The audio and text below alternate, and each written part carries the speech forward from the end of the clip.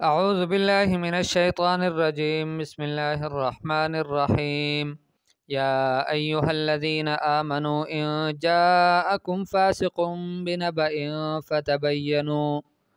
فتبینوا ان تصیبوا قوما بجہالة فتصبحوا علی ما فعلتم نادمین۔ صدق اللہ العظیم۔ نبی اکرم صلی اللہ علیہ وسلم نے قبیلہ بنو مستلق کے پاس اپنے ایک صحابی حضرت ولید ابن عقبہ ابن معیط رضی اللہ تعالیٰ عنہ کو ان سے زکوٰۃ کا مال وصول کرنے کے لیے بھیجا۔ حضرت ولید رضی اللہ تعالیٰ عنہ جب اس قبیلے والوں کے پاس تشریف لے گئے، ابھی پہنچے نہیں تھے کہ دیکھا کہ قبیلے کے سارے لوگ ان کے استقبال کے لیے باہر تشریف لائے ہیں کہ حضور صلی اللہ علیہ وسلم کا قاصد اور ایلچی تشریف لا رہے ہیں۔ تو اس خوشی میں وہ قبیلہ بن المستلق کے لوگ سارے اپنے بستی سے باہر نکل کر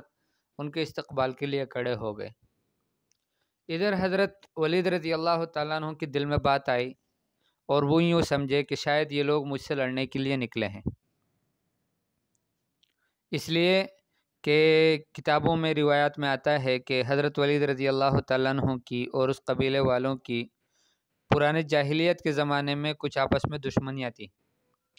تو اس کی بنا پر انہوں نے اپنے دل میں یوں ہی سمجھا۔ بلکہ ابن جریر کی روایت میں تو یہ الفاظ بھی ہے کہ فحدثہ الشیطان انہم یریدون قتلہ، کہ شیطان نے ان سے یہ بات کہی، شیطان ایک شریر آدمی کی شکل میں آیا، انسان کی شکل میں، اور ان سے یہ بات کہی کہ یہ لوگ آپ کو قتل کرنا چاہتے ہیں۔ تو حضرت ولید رضی اللہ تعالیٰ عنہ وہاں سے واپس تشریف لائے اور حضور صلی اللہ علیہ وسلم سے جا کر عرض کیا کہ وہ قبیلے والے زکوٰۃ نہیں دے رہے ہیں، انکار کر دیا ہے اور وہ لڑنے کے لیے بھی تیار ہو گئے۔ حضور اکرم صلی اللہ علیہ وسلم نے حضرت خالد بن الولید رضی اللہ تعالیٰ عنہ کے ذمہ لگایا کہ آپ جائیں اور ان کی حالت کو معلوم کر لیں، اچھی طرح سے تحقیق کر لیں، اگر واقعی انہوں نے انکار کیا ہے اور زکوٰۃ نہیں دینا چاہتے تو پھر آپ ان سے لڑیں۔ تو حضرت خالد بن ولید رضی اللہ تعالیٰ عنہ جب ان کی حالت معلوم کرنے کے لیے گئے تو پتہ یہ چلا کہ وہ لوگ تو حضرت ولید رضی اللہ تعالیٰ عنہ کے استقبال کے لیے نکلے تھے، ان سے لڑنے کے لیے نہیں نکلے تھے۔ تو حضور اکرم صلی اللہ علیہ وسلم کے اوپر اللہ جل جلالہ نے یہ آیت اتاری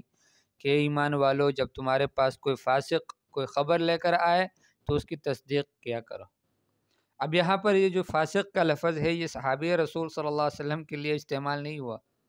بلکہ یہ اس شریر آدمی کے لیے استعمال ہوا ہے جس کی ایک روایت میں، ابن جریر کی روایت میں یہ الفاظ آتے ہیں کہ فحدثہ الشیطان، شیطان نے ان سے یہ بات کہی انہم یریدون قتلہ، کہ آپ کو قتل کرنا چاہتے ہیں۔ تو گویا اس وقت حضرت ولید ابن عقبہ رضی اللہ تعالیٰ عنہ اور دوسرے ایمان والوں کو بھی، ان سب کے لیے یہ لازمی ہے کہ ایسی حالت میں کہ جب کوئی اس طرح کی خبر لائے تو ان کی پوری تحقیق ان کو کرنی چاہیے۔ باقی دوسری بات یہ کہ حضرت ولید ابن عقبہ رضی اللہ تعالیٰ عنہ کو خود پہلے سے اس کی تحقیق کرنی چاہیے تھی۔ تو بھائی آسان سی بات ہے کہ دیکھیں ہم سب کو اللہ جل جلالہ نے جب ماؤں کے پیٹ سے نکالا ہے، قرآن کہتا ہے کہ هو الذی اخرجکم من بطون امہاتکم لا تعلمون شیئا، کہ اللہ تو وہ ذات ہے جس نے تمہیں ماؤں کے پیٹوں سے نکالا اور تم کچھ بھی نہیں جانتے تھے۔ تو واقعی بات تو یہی ہے، اور پھر خاص طور سے اسلام کے جو آداب ہے اس کو سیکھنا پڑتا ہے۔ تو صحابہ رضی اللہ تعالیٰ عنہ کئی دفعہ ان سے اس طرح کے کام اگر صادر ہوئے ہیں تو ان میں بڑی حکمتیں ہوتی ہیں، اور اس لیے کہ اللہ جل جلالہ صحابہ کرام رضی اللہ تعالیٰ عنہ کو استعمال کر کے ساری امت کو، قیامت تک کے انسانوں کو ایک تعلیم دیا کرتے تھے کہ اگر اس طرح کی بات ہو جائے تو پھر تمہیں کیا کرنا ہے۔ اب یہ اگر قصہ ہے کہ صحابی رسول صلی اللہ علیہ وسلم بغیر تحقیق کیے واپس آئے اور پھر یہ حضور صلی اللہ علیہ وسلم نے لشکر تیار کیا اور یہ سب کچھ ہوا، تو اس میں بڑی حکمت چھپی ہوئی تھی، قیامت تک کے انسانوں کو اللہ پاک یہ بتانا چاہتے تھے اور اس کی تعلیم عملی طور پر دینا چاہتے تھے۔ دیکھیں پہلے بھی ہم نے کئی دفعہ بات کی ہے کہ حضور اکرم صلی اللہ علیہ وسلم کو اللہ جل جلالہ نے معلم بنا کر بھیجا ہے، اور وہ اپنی امت کو تعلیم دیتے تھے، اور اس کے لیے جو کام حضور صلی اللہ علیہ وسلم کے شان کے خلاف نہیں تھے ان کا صدور اللہ جل جلالہ نے نبی علیہ الصلوۃ والسلام سے خود کرایا۔ نبی صلی اللہ علیہ وسلم کی فجر کی نماز قضا ہو جاتی ہے۔ اب یہ نبوت کی شان کے خلاف کی بات نہیں ہے، اس میں بھی اللہ پاک کی حکمت تھی کہ قضا کر کے قضا نماز ہم کیسے پڑھیں گے اس کی تعلیم دینی تھی۔ حضور صلی اللہ علیہ وسلم نے ایک جہاد سے واپسی کے موقع پر ایک جگہ پڑاؤ ڈالا، صحابہ رضی اللہ تعالیٰ عنہ ساتھ تھے، بلال رضی اللہ تعالیٰ عنہ کی ذمہ لگایا کہ وہ رات کو پہرا دے اور صبح نماز کے وقت میں ان کو جگائے۔ اب وہ روایت میں آتا ہے، بخاری شریف میں بھی ایک قصہ تفصیل سے مذکور ہے کہ صبح کے وقت میں جب اذان کا وقت قریب تھا، صبح صادق قریب تھا، اس وقت میں بلال رضی اللہ تعالیٰ عنہ کی بھی آنکھ لگ گئی، اور پھر حضور صلی اللہ علیہ وسلم اور صحابہ کو سورج کی تپش نے جگایا۔ اس وقت وہ سب ادھر ادھر دوڑ رہے ہیں اور جلدی سے وہ وضو اور پانی تلاش کر رہے ہیں اور پھر نماز کی تیاری کرتے ہیں۔ تو بہرحال قضا نماز پڑھ لیتے ہیں، ہم سب کے لیے قیامت تک کی انسانوں کے لیے ایک تعلیم ہو جاتی ہے کہ یہ کام اگر اس طرح ہو جائے تو پھر کیا کرنا ہوگا۔ حالانکہ ہم میں سے کتنے سارے لوگ آج کے زمانے میں بھی ہے کہ جن کی تہجد کی نماز قضا نہیں ہوتی، فرض نماز کیسے قضا ہوگی؟ اس لیے کہ اللہ پاک اب ان سے تعلیم نہیں دلوانا چاہتے، وہ تو حضور صلی اللہ علیہ وسلم کو اس لیے اللہ پاک نے استعمال فرمایا کہ ان سے تعلیم دلوانا چاہتے تھے، اور یہ حضور صلی اللہ علیہ وسلم کی شان کے خلاف بات نہیں تھی۔ اسی طرح ہمارے کتنے لوگ ہیں کہ جو بڑی توجہ اور حضور قلبی کے ساتھ نماز پڑھتے ہیں، ظاہر بات ہے کہ حضور اکرم صلی اللہ علیہ وسلم جس توجہ اور جس حضور قلبی کے ساتھ نماز ادا فرماتے تھے اس تک تو پوری کائنات میں کوئی بھی ان کی نماز تک نہیں پہنچ سکتا، لیکن اس کے باوجود حضور صلی اللہ علیہ وسلم کو نماز میں سہوا ہو جاتا ہے، 2 رکعت پڑھ کر سلام پھیرتے ہیں۔ ذوالیدین صحابی رضی اللہ تعالیٰ عنہ ان سے عرض کرتے ہیں کہ اقصرت الصلاۃ ام نسیت یا رسول اللہ، نماز کم ہو گئی اللہ کے رسول یا آپ بھول گئے؟ حضور صلی اللہ علیہ وسلم فرماتے ہیں کہ نہ نماز کم ہوئی ہے اور نہ میں بھولا ہوں۔ تو حضور صلی اللہ ذوالیدین رضی اللہ تعالیٰ عنہ صحابی وہ ان سے عرض کرتے ہیں کہ ایک بات تو ہے، حضور صلی اللہ علیہ وسلم جب تحقیق کرتے ہیں دوسرے صحابہ سے پوچھتے ہیں، وہ ان کو بتاتے ہیں کہ 2 رکعت پڑھی، اس کے بعد حضور صلی اللہ علیہ وسلم نماز پوری کر لیتے ہیں اور سجدہ سہوا کر لیتے ہیں۔ گویا ہم سب کے لیے قیامت تک کے انسانوں کے لیے ایک تعلیم ہو جاتی ہے کہ تمہیں نماز میں سہوا ہو جائے تو پھر تم کس طرح اس نماز کو پوری کرو گے۔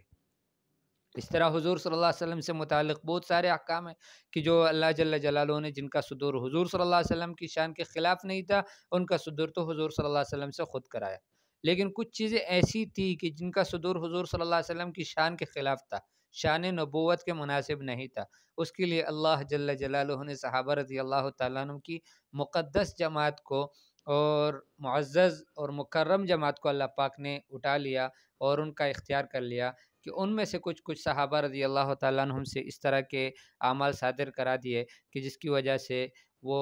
شریعت کا حکم ہم سب کے سامنے کھل کر آ گیا اور ہم سب کو تعلیم ہو گئی۔ جیسے ایک صحابی رضی اللہ، ایک عورت ہے تو چوری کر لیتی ہے، حالانکہ کوئی عام نیک اور عورت یا کوئی بھی عام یعنی جو سنجیدہ عورت ہو اور ایک یعنی عقل شعور رکھنے والی عورت ہو وہ اس طرح کا کام نہیں کرے گی، لیکن وہ ایک صحابی رسول صلی اللہ علیہ وسلم ایک عورت ہے، انہوں نے چوری کر لی تو صحابہ رضی اللہ تعالیٰ عنہ پریشان ہو گئے اس کے بارے میں، قریش عورت تھی تو فأہمہم، حضور صلی اللہ علیہ وسلم کے صحابہ رضی اللہ تعالیٰ عنہ کو یہ بات پریشان کر رہی تھی کہ اب کیا کریں اس کے بارے میں، تو حضور صلی اللہ علیہ وسلم سے بات کیسے کی جائے کہ ان کی شفاعت کی جائے، ان کی سفارش ہو جائے،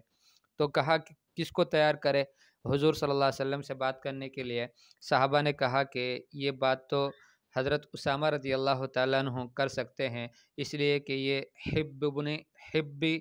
رسول اللہ صلی اللہ علیہ وسلم ہیں، اللہ کے رسول صلی اللہ علیہ وسلم کی یہ بھی محبوب ہیں اور اللہ کے رسول کے محبوب کے بیٹے ہیں۔ حضرت زید بن حارثہ رضی اللہ تعالیٰ عنہ سے حضور صلی اللہ علیہ وسلم کو بڑی محبت تھی اور ان کو متبنہ بنایا تھا، اپنا لے پالک بیٹا بھی بنا لیا تھا اور آزاد بھی کر دیا تھا، ان کو غلام تھے حضور صلی اللہ علیہ وسلم کے پاس۔ پھر اس کے بعد ان کا بیٹا پیدا ہوا تو ان سے بھی حضور صلی اللہ علیہ وسلم کو بڑی محبت تھی، تو بہرحال ان کو طے کر کے حضور صلی اللہ علیہ وسلم کے پاس بھیجا۔ تو حضور صلی اللہ علیہ وسلم کے سامنے جب انہوں نے یہ بات رکھی، حضور صلی اللہ علیہ وسلم بڑے یعنی ناراضگی کا اظہار حضور صلی اللہ علیہ وسلم نے کیا اور فرمایا کہ اتشفع فی حد من حدود اللہ، فرمایا کہ اسامہ تم اللہ کی حدود میں سے کسی حد میں تم شفاعت کرتے ہو، سفارش کرتے ہو؟ اور پھر وہ عجیب جملہ حضور صلی اللہ علیہ وسلم نے فرمایا کہ وہ ایم اللہ، اللہ کی قسم، لو ان فاطمہ بنت محمد سرقت، فرمایا کہ اب فاطمہ بنت محمد اگر یہ چوری کرتی لقطعت یدہا، ان کا بھی میں ہاتھ کاٹ دیتا۔ تعلیم ہو جاتی۔ اس وجہ سے حضور صلی اللہ علیہ وسلم کے صحابہ کی جماعت کو اللہ پاک نے استعمال فرمایا، اور ان سب کے گناہوں کو اللہ نے معاف کر دیا۔ ایسا نہیں ہے کہ ان کی، اللہ پاک نے سب کو معاف بھی کر دیا۔ عجیب عجیب ان کے توبے کے واقعات ہیں۔ عورت ہے غامدیہ عورت، ان سے اللہ پاک نے یعنی ان کو مبتلا کر کے کہ ان کی وجہ سے کوئی غلطی ان سے صادر ہو گئی اور انہوں نے زنا کر دیا۔ اب اس کے بعد وہ خود آ کر اعتراف کرتی ہے، اور حضور صلی اللہ علیہ وسلم ان کو مہلت دیتے ہیں، بچہ پیدا ہو جاتا ہے، بچہ پیدا ہونے کے بعد ان کو رجم کی سزا ملتی ہے۔ حضور صلی اللہ علیہ وسلم فرماتے ہیں کہ ان کو سنگسار کرو۔ سنگسار کرتے وقت حضور صلی اللہ علیہ وسلم، ایک صحابی نے جب کوئی اونچی بات کہی ان سے، تو حضور صلی اللہ علیہ وسلم نے ان کو منع فرما کر کہا کہ تجھے کیا معلوم کہ اس عورت نے جو توبہ کیا ہے، فرمایا کہ یہ توبہ اگر مدینے کے 70 گناہگار لوگوں پر بھی تقسیم کی جائے، فرمایا سب کے لیے کافی ہو جائے گا۔ ایسے عظیم توبہ کرنے والی عورت۔ اور پھر حضور صلی اللہ علیہ وسلم فرماتے ہیں کہ کیا یہ کوئی کم بات ہے کہ خود اپنے آپ کو اللہ کے سامنے پیش کر دیا کہ مجھ سے یہ گناہ ہوا۔ تو بہرحال کہنے کا مقصد یہ ہے کہ جو کام حضور صلی اللہ علیہ وسلم کی شان نبوت کے مناسب نہیں تھا، اس کے لیے اللہ جل جلالہ نے صحابہ کی مقدس جماعت کو اٹھا لیا۔ اب وہ کام ان سے اللہ پاک نے صادر کرائے۔ ہم اور آپ کرتے ہیں نا تو اپنی خوشی سے، اپنی مرضی سے اور اس طرح سے کرتے ہیں جس پر ہماری پکڑ بھی ہوگی۔ صحابہ رضی اللہ تعالیٰ عنہم تو بہت، ان کی ایک دفعہ حضور صلی اللہ علیہ وسلم کو محبت کی نظر سے اور حضور صلی اللہ علیہ وسلم کی کو اسلام کی نگاہ سے ایک دفعہ جو دیکھتا، اس کے دل میں تو وہ نور پیدا ہو جاتا کہ جو پہاڑوں سے زیادہ نور، پہاڑوں کے بقدر اور ان سے بھی زیادہ اللہ پاک اس کے دل میں نور ڈالتے۔ اب وہ اس کی بنا پر وہ گناہ سے بچتا، لیکن اللہ جل جلالہ نے کچھ صحابہ رضی اللہ تعالیٰ عنہم کو متفرق طور پر بالکل کچھ ہی واقعات ہیں چند، ان کو اس لیے اللہ پاک نے ان سے صادر کرایا تاکہ بعد والوں کے لیے تعلیم ہو جائے۔ تو یہ ایک بہت بنیادی نقطہ ہے۔ باقی صحابہ رضی اللہ تعالیٰ عنہم جتنے بھی ہیں وہ سارے کے سارے عدول ہے، جس طرح ہم کتابوں میں پڑھتے ہیں، اور صحابہ رضی اللہ تعالیٰ عنہ کے سب کچھ کو اللہ پاک نے معاف کر دیا ہے، سب کے سب مغفور بھی ہیں اور محفوظ بھی ہیں، اللہ پاک نے ان کی حفاظت بھی کی ہے۔ جہاں جہاں کچھ اس طرح کے واقعات ہیں وہاں ان کی توبہ کا بھی ذکر ہے کہ اللہ پاک نے ان کی توبہ کو بھی قبول کر لیا ہے، اور ساتھ میں یہ بھی ہے کہ یہ ہم سب کا عقیدہ ہے کہ امت کو تعلیم دینے کے لیے اللہ پاک نے اس طرح کے واقعات ان سے صادر کرائے۔ اب یہاں پر بھی یہ ولید ابن عقبہ رضی اللہ تعالیٰ عنہ، یہ اگر ایسا نہ کرتے تو ہمیں کیا یہ تعلیم ملتی کہ ہم بھی تحقیق کرنے لگ جاتے۔ تو اس وجہ سے اللہ پاک نے اس صحابی کو استعمال فرما کر ہم سب کے لیے تعلیم کا ہمیں حکم دیا کہ ہم سب کو تعلیم دی کہ جب کبھی بھی تمہارے پاس کوئی فاسق خبر لے کر آئے تو ان کی خبر کی پوری تحقیق کرو، اس کے بعد اس خبر کو آگے پھیلاؤ۔ تو اللہ پاک فرماتے ہیں یا ایھا الذین آمنو، اے ایمان والو، ان جاءکم فاسق بنبأ، اگر آ جائے تمہارے پاس کوئی فاسق کوئی خبر لے کر، فتبینوا، تو تم ان کی پوری تحقیق کر لو، ان تصیبوا قوما بجہالت، ایسا نہ ہو کہ تم ایک قوم کو جہالت کی وجہ سے یعنی ناخبری میں تم ان تک پہنچو، یعنی ان کو نقصان پہنچاؤ، فتصبحوا علی ما فعلتم نادمین، پھر تم ہو جاؤ اس پر جو تم کر چکے ہو ندامت کرنے والے، تمہیں پھر بعد میں ندامت ہو اور اس پر شرمندگی ہو کہ ہم نے کیا کر لیا۔ اس سے پہلے تحقیق آپ کو کرنی چاہیے کہ کوئی بھی خبر آپ کو فاسق کے ذریعے سے ملے۔ جیسے ہمارے ہاں جتنی بھی خبریں آتی ہیں نا فاسق ذرائع سے آتی ہے، اس لیے کہ ہمارا عمومی طور پر جو میڈیا ہے وہ فاسق میڈیا ہے، تو اب وہاں سے جو خبریں ملتی ہیں ان کی پوری تحقیق کرنی چاہیے۔ کتنی دفعہ ایسا ہو جاتا ہے کہ خبر کچھ اور حقیقت کچھ ہوتی ہے اور خبر کچھ اور بتا رہا ہے، تو اس وجہ سے فرمایا کہ تم اس کی پہلی تحقیق کرو کہ کیا واقعی یہ بات صحیح ہے یا نہیں ہے۔ وَاعْلَمُوا أَنَّ فِيكُمْ رَسُولَ اللَّهِ، اور تم یہ بھی جان لو کہ تمہارے اندر اللہ کے رسول صلی اللہ علیہ وسلم ہے۔ گویا اللہ پاک فرمانا چاہتے ہیں، اپنی امت کو بتانا چاہتے ہیں، اپنے بندوں کو، کہ تمہارے درمیان اللہ کے رسول موجود ہیں، اب تمہیں ان کی تعظیم بھی کرنی ہے، ان کی توقیر، ان کا احترام، ان کی قدر، یہ سب کچھ کا خیال رکھنا ہے۔ اور لو یطیعکم فی کثیر من الامر لعنتم، فرمایا کہ تم نے ان کو رائے نہیں دینی۔ یہ پہلے والی آیت میں بھی یہ بات گزری تھی تو اسی سے متعلق ہے۔ فرمایا اللہ پاک فرماتے ہیں لو یطیعکم فی کثیر من الامر، اگر بہت سارے باتوں میں وہ آپ کی اطاعت کرے، آپ کی بات مان لے، یہ اللہ کے رسول صلی اللہ علیہ وسلم، لعنتم، تو تم مشقت میں پڑ جاؤ گے، پریشان ہو جاؤ گے۔ اس لیے کہ تم اپنی حکمتوں کو نہیں جانتے کہ کس چیز میں زیادہ بہتری ہے، کس چیز میں زیادہ خیر ہے۔ اب اگر اللہ کے نبی صلی اللہ علیہ وسلم بھی آپ کی ثوابدید پر آپ کی رائے کے موافق کوئی حکم یعنی اس بات کو اسی طرح طے کر لے جس طرح تم کہتے ہو، تو پھر تم بہت تنگی اور پریشانی میں اور مشقت میں پڑ جاؤ گے۔ اس لیے اللہ کے حوالے کر دو اور اللہ کے رسول صلی اللہ علیہ وسلم کے حوالے اپنے آپ کو کر دو، وہ بہتر جانتے ہیں تمہاری حکمتوں کو کہ تمہارے لیے کون سے کام میں بہتری ہے۔ وَلَكِنَّ اللَّهَ حَبَّبَ إِلَيْكُمُ الْإِيمَانَ، لیکن اللہ جل جلالہ نے تمہیں ایمان کو پسند کرا دیا ہے،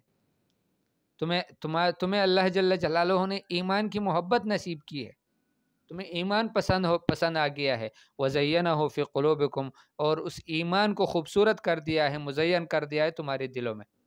تمہیں ایمان ہی بس اچھا لگتا ہے۔ وَكَرَّهَ إِلَيْكُمُ الْكُفْرَ وَالْفُسُوقَ، اور تمہیں مبغوض کر دیا ہے کفر اور فسق اور عصیان۔ کفر ہے اور فسوق بڑی کبیرہ گناہیں ہیں، والعصیان اور عام طور پر جتنے بھی گناہ ہیں، اللہ کی نافرمانیاں ہیں، چھوٹی ہوں بڑی ہوں، یہ سب اللہ پاک نے تمہیں